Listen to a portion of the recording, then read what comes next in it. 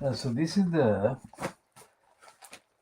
page 5 of the Metro, which is published by the Daily Mail Group or controlled by the Daily Mail Group. This is a kind of giveaway, but because of the lockdown and things, this physical circulation has been obviously restricted, and this is promoting the anti-European kind of line. And it's completely empty. This is nothing to do with what is actually happening. And on page 5, they've got two items. One is the picture of a woman, and the headline is that it's soul-destroying. Snap, that is photo that captures Italy's third wave of the virus. And this is the propaganda for the liar, Dominic Cummings. He's blaming everyone except Boris Johnson. And the Metro is so stupid to run this in that way. And this is based on the appearance before a so-called committee in Parliament yesterday.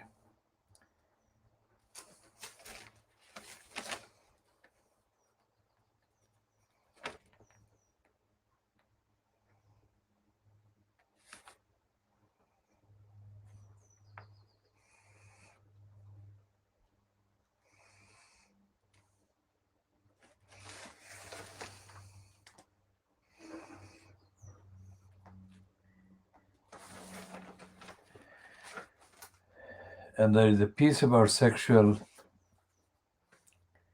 abuse of children by Jimmy Savile. Colin Nolan has revealed that Jimmy Savile tried to lure her up to his bed. Read that again, up to his hotel room when she was 14. Colleen, 56, met the pedophile when she appeared on Top of the Pops with her sisters as part of Irish group The Nolans. The Loose Women star said she was not surprised when Savile was exposed as a prolific sex offender following his death in 2011. Now the point is that actually gives her the game about the corruption inherent in Fleet Street and in the mainstream media. Many of them knew very well that he was abusing children and he was a sex offender, but they never published anything about him. Why didn't they do that? Now, there are few copies of the Morning Star. Let's see which ones we have not actually looked at during the last few days following the weekend, Saturday's vigil that was attacked by the police. And this is the one, and this is today's one, which is drivers to get minimum wage, holidays and pensions. That is about Uber drivers. And this is about a court case or series of court cases. We shall go into that later. And the last 3 days of the Morning Star, which you only picked up this morning, because of lockdown and the restrictions on travel that we have been maintaining. So that's the dark days of our freedoms. That is the police bill. And it gives too much credit to MPs with this subheading.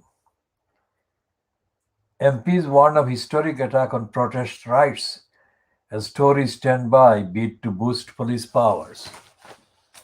Now that is a completely misleading headline because it doesn't include the role of the Labour Party, in effect, really the role of the Labour Party as complicit with the attacks on the right to protest, but it's more than that. And the Tuesday's Morning Scar, this is the one we call Morning Scar because it actually distorts the truth, and as it distorts this one as well. And I shall explain how we find this a distortion. It says United Front fights police state threat. Urgent letters and huge rally push ministers to drop anti-protest bill. Well, of course they're pushing, but they haven't succeeded, have they? And that picture on the right at the bottom is Priti Patel, who is the stooge and far-right ideologue, daughter of a Gujarati origin, East African family that found refuge in Britain in the 1960s. And she is the one that is fronting now the attack on refugees and asylum seekers. And this is the one on the same event, the vigil, and this is the one dated Monday, the 15th of March 2000. Now, this is misleading because all of these headlines are misleading because backlash, completely stupid. It's not anywhere near a backlash. Okay? Nowhere near a backlash. It doesn't last. The backlash is a flash in the pan, as they say. So, and before we go into the sort of daily versions of Lead Street, here is the latest edition of Private Lie, which is number 1543. And it is officially the fortnight covering 19th of March, that is tomorrow, Friday, until 1st of April 2021. So that's the fortnight. And it's a tame, stupid headline, doesn't actually hurt anyone, doesn't actually expose anyone. No one to be sacked. What's the substance of that? And that is Jan Pisov capitulating to the crooks and criminals and liars and fascists and sub-fascists and neo-fascists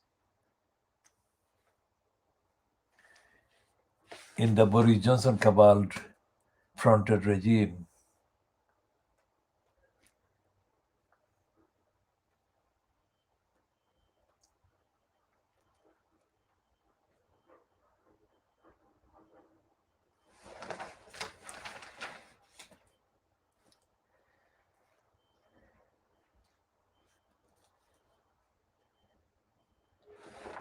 And it's completely pathetic. The jokes are absolutely pathetic in the Private Lie.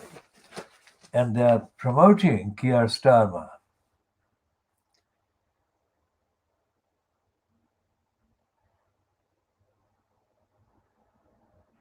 It's completely pathetic.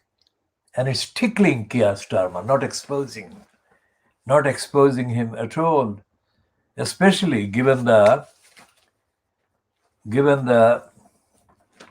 abduction and possible rape, sexual abuse, torture, and murder of Sarah Everard by the Metropolitan Policeman.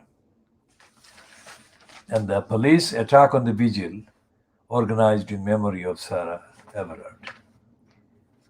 And the absence of Sadiq Khan from the vigil, and Sadiq Khan's first reaction to the attack on the vigil and the mourners was a tweet. Absolutely lame tweet. And nothing has come out of Keir Starmer at the so-called Prime Minister's question time yesterday, Wednesday, which is the weekly charade. So Labour Party is politically dead, continues to be dead,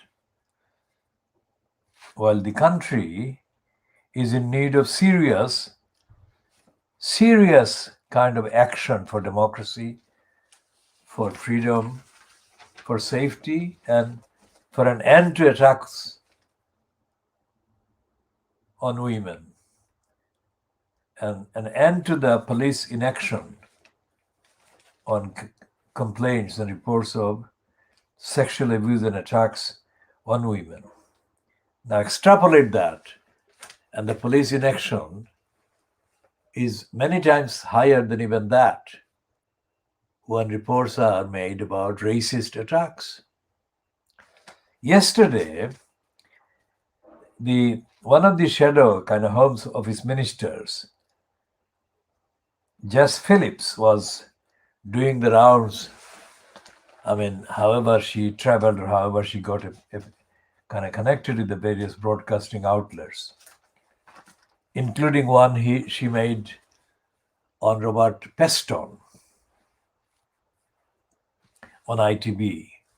And Peston, as the video, which anyone watching this can check, Peston is the Preston program, which is broadcast on Wednesdays. As Jess Phillips was saying that the overwhelming number of rapes are not acted on, rapists are not prosecuted, Peston didn't actually follow up really with any significant questions about the rapists being allowed to remain unprosecuted, unarrested.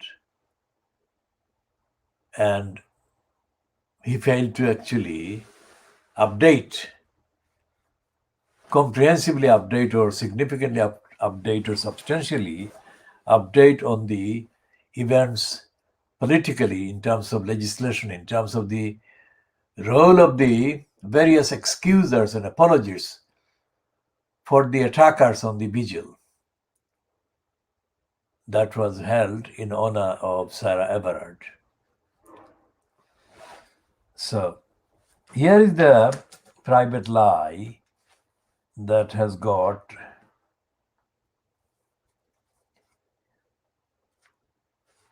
we shall come to see how many items there.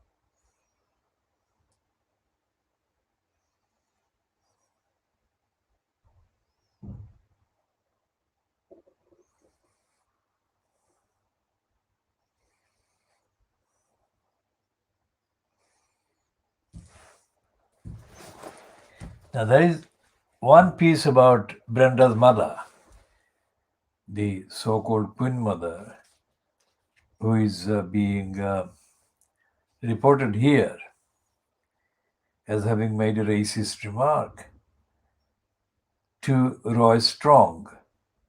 And according to this private lie piece, Roy Strong left out the remark from his published diaries because it was too awful.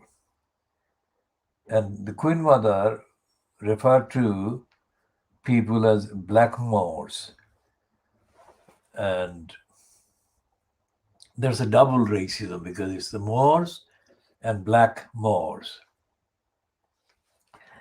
But on the main so-called political page of the private lie, there is nothing about Sarah Everard.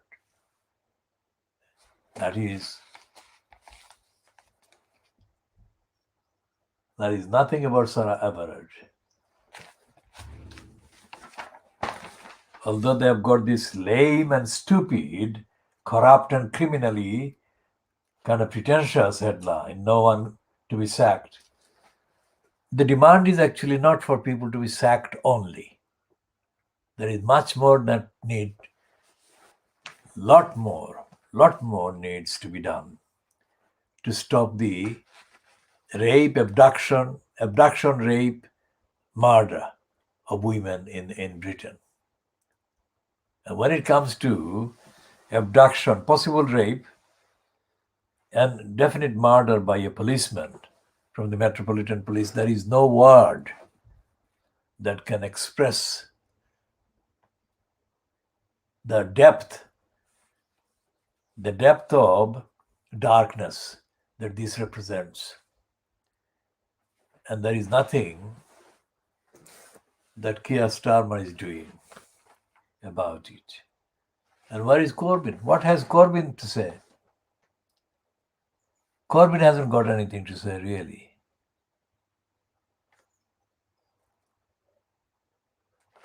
And one of Corbyn's main kind of supporters or fans, a young former MP, Laura Pidcock. I mean, she gets more than the necessary amount of space in the media, but she hasn't got any substance. So what's the point of Laura Pidcock politically? Not much. And the assorted kind of self-seekers in the name of the Labour Party, like the Owen,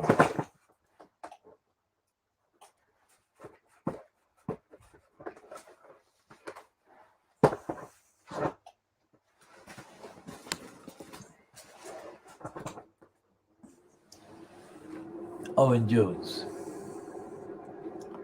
they have not made any impact at all in the aftermath of the attack on Sarah Everard.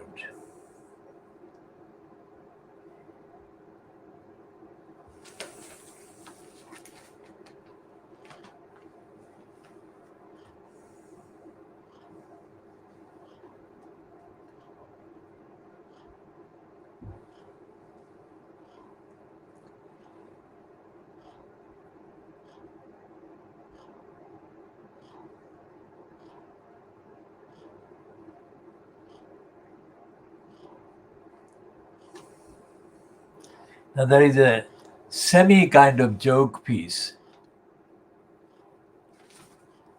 on page 27 of Private Eye. It's not the kind of fact-checking news. It's a kind of joke version, so-called. And it says, Cressida Dick, the Metropolitan Police Commissioner, the first woman to be in that post,